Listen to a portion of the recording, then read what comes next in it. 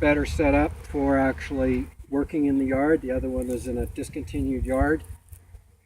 When you're setting up your workstation to work on your beehive, you want to be able to move the bees off of the boxes. In this case, we actually, because this is the first time we're going to go through this colony in the season, we want to get to the bottom board so we can clean it. So the first thing you want to do is you set up 2 boxes, because there's 2 boxes in the stack. You put one box here, you pick your lid and you sit it there. The other one, you've got an inner cover or a lid that you've placed over here. The reason why you have this is we don't know which box the queen is, and you always want to have your queen to drop onto the board if she's going to fall off and not on the ground. So I'm going to crack the colony. You do this gently and carefully. If you do it as gently as possible, it doesn't disturb the bees, so you don't have to be smoking. And you'll notice that the frames are sticking, so you take your hive tool and you just lever them down gently. The less banging the better, because then the bees don't get pissed off at you, allowing you to actually do this process. Now in this particular case, this is a full-size box and this is a datent size box. In the breeding operation, I like to use this because this box ends up with brood in it, and I never leave the brood, never am without brood for my next colony. Even though I will split this up into nukes for sale. Now, I can then break this off the bottom board and stick it over on the other.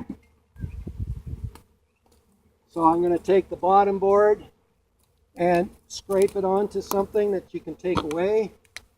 So you're going to take your hive tool and you're going to scrape the hive box. I like to use this end to get it started. Once I'm started, it's just drag.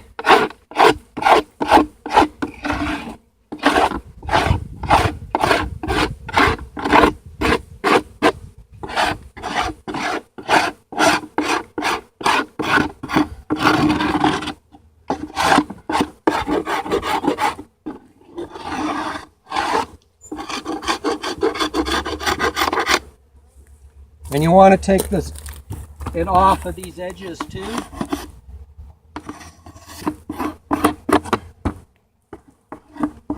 So that when you put this box, when I put this box back together, it's going to have a nice tight seal along the outside edge. By cleaning it, I'm also removing all of the waste material that the bees have been dropping out and has been sitting on the bottom of the hive for the winter. It could be contaminated with disease, but that's part of the reason why I'm getting rid of it. Now, when I put this back, what I'm going to do is I'm going to clean this edge as well. I can do this without smoking because there's basically no bees in this box.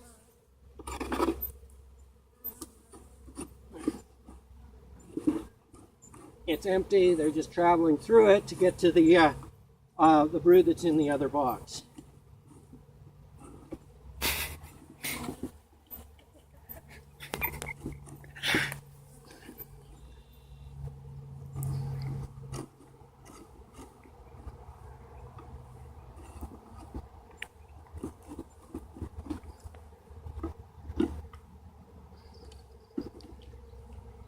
Now this dark colored wax is filled with propolis.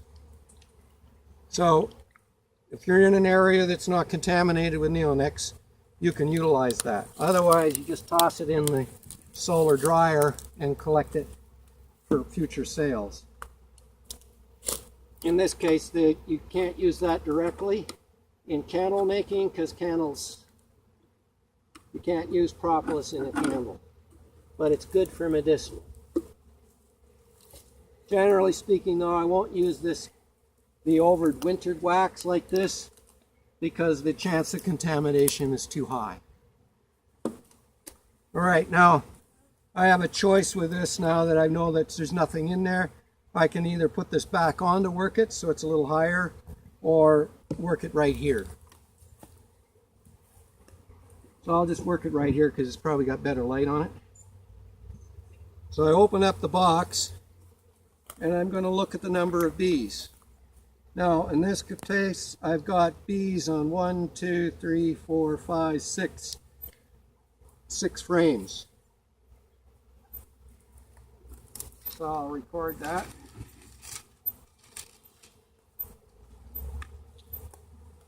Now I want to find out what's actually going on in the colony. So I'll crack open by levering forward a little bit and reversing my hive tool and lever back and lever back, and I'll reach under. I like to use the second frame in as a general rule because there's no burr comb to scratch and damage your comb as you're drawing it out. When you're lifting a comb out, especially on the first run, be very slow and careful for two reasons. One is it prevents keeps the bees in a more gentle manner, plus you reduce the risk of rolling the queen, of killing the queen. Okay, now when you look at this frame, you'll see that it's a nice frame of honey and pollen mix with good brood laying area in the middle. Why do you say that? Well, I can, because it's open and open. The area in here is open, ready to be laid in. They're cleaning it out. There's fresh pollen placed all around in this zone here, and there's honey around the outside edge.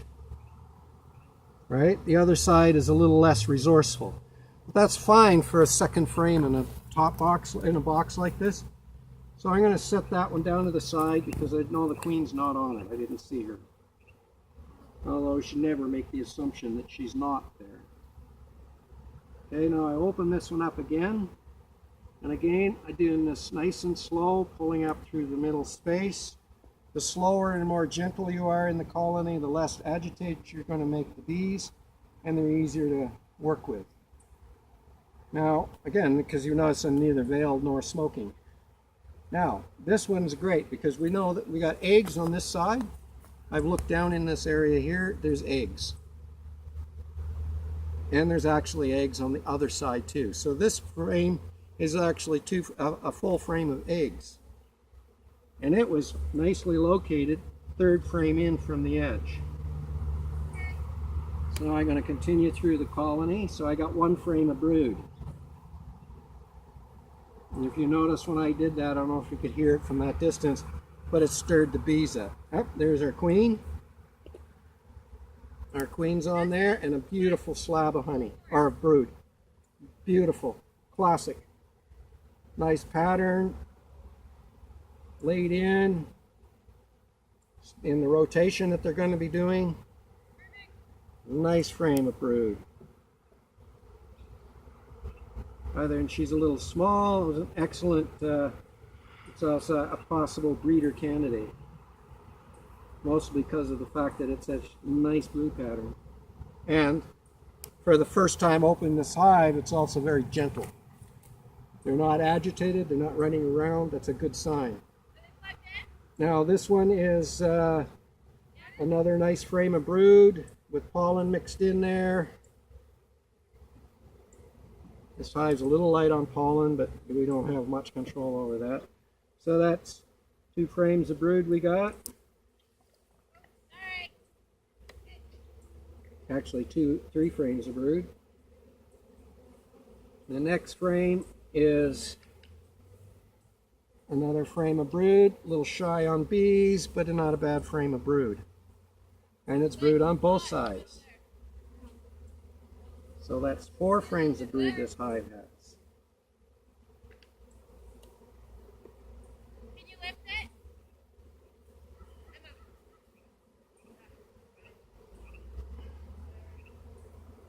And there's more brood on this one. There's fresh eggs laid in there. She's got a nice laying pattern. Really good cause. But mostly it's not enough to count as a brood, but it's definitely showing signs that she's laying there.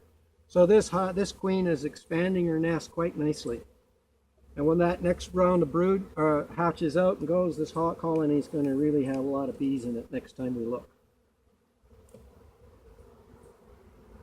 And then there's a half a slab of honey. Not a bad one at that.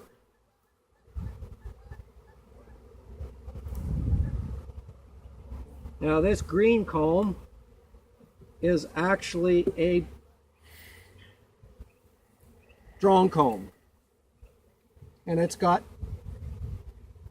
some honey on it. Not a lot, so I'm not even going to count it at this point in time. I'll just leave it at that. So we got 4 frames of brood and maybe all told a frame of honey. So this guy's actually a little light on honey. If I had honey available, I'd probably slide a frame in. But I'm not too worried about it because this feeder here is full of feed. It's got sugar syrup in it, and then over there I have a pail for yard feeding. So all the bees in the zone are feeding out of that pail, and that's done to simulate the fact that simulate nectar flow in the zone. So it helps them to keep a steady flow of brood happening. Now, and then that's because this is light on syrup or light on feed. I actually filled this up the last time I was in the yard.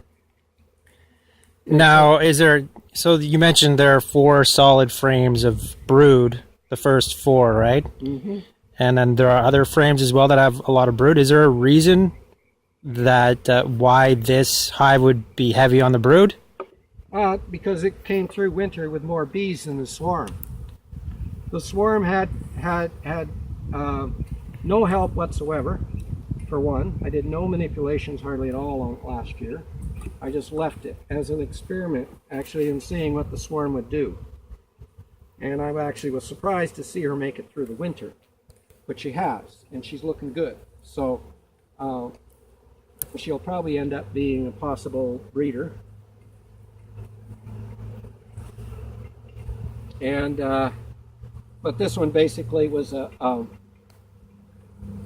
it was a 4-frame nuke that I bought last season from a colleague of mine, and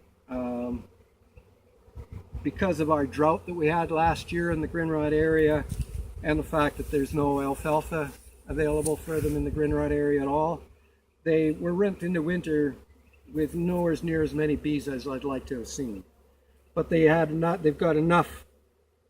to come through that this is going to be a really nice colony for the future. We'll probably get at least 1, maybe 2 nukes out of this, and a honey-producing colony, which is what we're looking for. Not necessarily honey-producing in the Okanagan area. We're not in a honey area, but it's nice to have the honey. Okay, I'm going to use the same strategy as last time. I'm going to leave the lid in the winter position so the queen can travel a little bit more. But now that she's expanding out, she's going to very quickly be moving into this bottom box. And as a result of going into the bottom box, she's going to expand down there very quickly.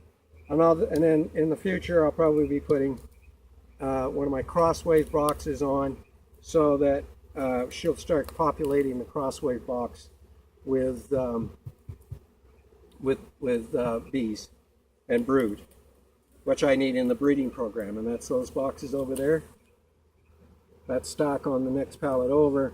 Those boxes are part of my breeding program, and are also part of the urban hive adventure. So now I can close the hive back up, and she's good to go for leaving her a bit. And this was good. Worked the whole hive, nice and slow, first time in the season, and no stings. The other one did sting me a couple times.